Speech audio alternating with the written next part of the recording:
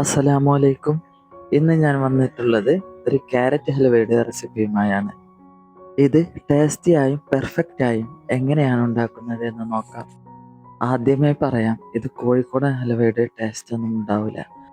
ഇൻസ്റ്റൻ്റായി cornflour ഉപയോഗിച്ച് വീട്ടിൽ എങ്ങനെ ഉണ്ടാക്കാം എന്നുള്ളതാണ് നമ്മൾ നോക്കുന്നത് ഇവിടെ.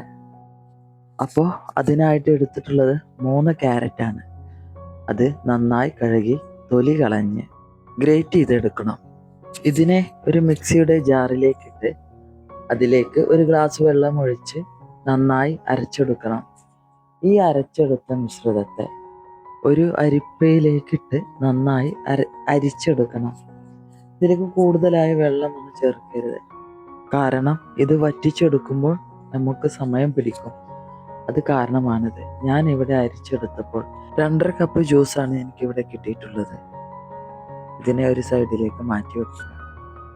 ഇനി ഹലുവ ഉണ്ടാക്കുന്നതിന് മുമ്പായിട്ട് ഹലുവ ഉണ്ടാക്കി കഴിഞ്ഞാൽ സെറ്റ് ചെയ്യാൻ വെക്കുന്ന പാത്രം നമുക്ക് റെഡിയാക്കി വെക്കണം. അതിനായി ഒരു ബൗളിലേക്ക്, ഏത് പാത്രത്തിലാണോ സെറ്റ് ചെയ്യുന്നത് ആ പാത്രത്തിലേക്ക് കുറച്ച് ഓയിൽ പുരട്ടിയിട്ട് കുറച്ച് നട്ട്സ് ഉണ്ടെങ്കിൽ ഇട്ട് കൊടുക്കുക. ഇതൊരു സൈഡിലേക്ക് മാറ്റി വെക്കണം.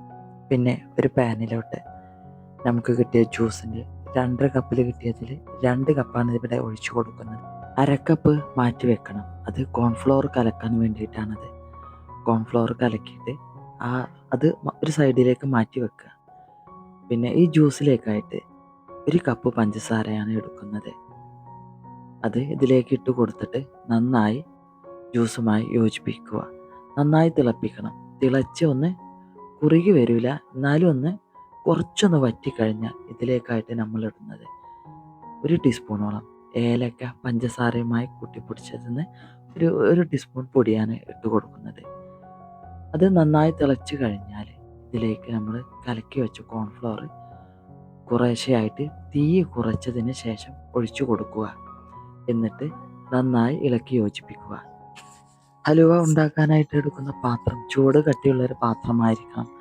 കാരണം ഇത് കോൺഫ്ലോറാണ്, അടി പിടിക്കാൻ സാധ്യത കൂടുതലാണ്. പിന്നെ തുടരെ ഇളക്കിക്കൊണ്ടേയിരിക്കണം. അങ്ങനെ ഇളക്കി യോജിപ്പിച്ച് ഇതിലേക്ക് നന്നായി കുറുകുന്ന ഒരു പരുവമാകുമ്പോൾ ഇതിലേക്കായിട്ട് 1 ടീസ്പൂൺ നെയ്യാണ് ഇട്ട് കൊടുക്കുന്നത്. മീഡിയം ഫ്ലെയിമിൽ തന്നെ ഇതിനെ ഇളക്കിക്കൊണ്ടിരിക്കണം. അല്പം ഉപ്പ് ഇതിലേക്കായിട്ട് ഇട്ട് കൊടുക്കണം. എന്നിട്ട് നന്നായി ഇളക്കി യോജിപ്പിക്കുക. കുറുകി വരുമ്പോൾ ടൈറ്റായി തോന്നുകയാണെങ്കിൽ ഒന്നുകൂടെ നെയ്യ് ഒഴിച്ചു കൊടുക്കുക. ഇത് 2-3 തവണകളായിട്ട് ചെയ്യുക. നെയ്യ് ഒഴിക്കണം എന്നൊന്നുമില്ല. പിന്നെ നല്ല വെളിച്ചെണ്ണ ഉണ്ടെങ്കിൽ അത് ഒഴിച്ചു കൊടുത്താലും മതി. ഒരുപാട് മറ്റേ ഹലുവ ഉണ്ടാക്കുന്ന പോലെ ഒരുപാട് കൂടുതലായിട്ട് ചേർക്കണ്ട. വളരെ കുറച്ച് ടേബിൾ സ്പൂണിലോ ടീസ്പൂണിലോ ആയിട്ട് ചേർത്താൽ മതി. നോൺ സ്റ്റിക്ക് പാത്രമാണെങ്കിൽ അത്ര തന്നെ എണ്ണയുടെ ഉപയോഗം വരുന്നില്ല എന്നുള്ളത് മറ്റൊരു കാര്യമാണ്. ഇവിടെ 3 തവണയാണ് ഞാൻ നെയ്യ് ചേർത്ത് കൊടുത്തിട്ടുള്ളത്. 3 ടീസ്പൂണ് നെയ്യ് ഇളക്കിക്കൊണ്ടിരിക്കണം. പിന്നെ ഇളക്കിയിട്ട് ഇത് ചട്ടിയിൽ കിടന്നിട്ട് ഇളക്കാൻ ഉപയോഗിച്ച ചട്ടുകത്തിൻ്റെ കൂടെ കറങ്ങുന്ന ഒരു പരുവം എത്തിയാലാണ് ഇതിൻ്റെ പാകമാവുക. ഇപ്പോൾ ഇതായിട്ടില്ല. നന്നായി ഒന്നുകൂടെ ഇളക്കിക്കൊണ്ടിരിക്കണം. ഈ ഹൽവ തയ്യാറാക്കാൻ എനിക്കെടുത്ത സമയം 1 മണിക്കൂറാണ്. എന്നാലും ബേക്കറികളിലെ ചില്ലുഭരണിയിലിരിക്കുന്ന ഈ ഹലുവ ഒട്ടും കളറ് ചേർക്കാതെ നമ്മുടെ വീടുകളിൽ, നമ്മുടെ അടുക്കളയിൽ, നമ്മുടെ മക്കൾക്കായിട്ട് വലിയ ചിലവില്ലാതെ ഉണ്ടാക്കി കൊടുക്കാൻ കഴിഞ്ഞു എന്നത് വലിയൊരു കാര്യം തന്നെയാണ്.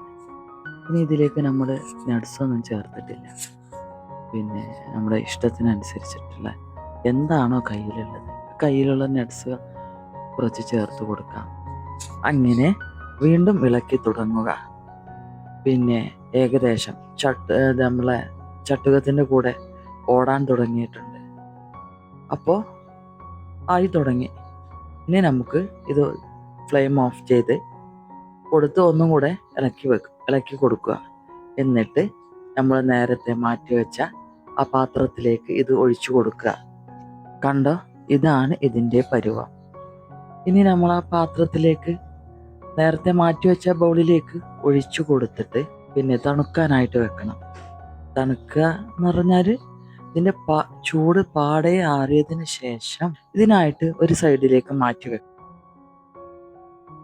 ഞാൻ ഒരു 3-4 മണിക്കൂറിന് ശേഷമാണ് ഇത് എടുക്കുന്നത്. ഇത് എടുത്തതിന് ശേഷം ഇതിൻ്റെ അരിക് വിരൽ കൊണ്ട് ഇങ്ങനെ തട്ടി നോക്കിയാൽ ഇങ്ങനെ മാറിക്കിട്ടും. അങ്ങനെ ഒരു സമയം വരുമ്പോൾ വേറൊരു പാത്രത്തിലേക്കായിട്ട് കമഴ്ത്ത് വെച്ച് ചാടിയിട്ടില്ല എങ്കിൽ ഒന്ന് തട്ടിക്കൊടുത്താൽ മതി. അപ്പോൾ അത് ചാടിക്കോളും. പിന്നീട് നമുക്ക് ഇഷ്ടമുള്ള രൂപത്തിൽ ഇത് മുറിച്ചെടുക്കാവുന്നതാണ്. അപ്പോൾ നിങ്ങൾക്ക് ഈ വീഡിയോ ഇഷ്ടമായെങ്കിൽ ലൈക്ക് ചെയ്യുക, സബ്സ്ക്രൈബ് ചെയ്യുക.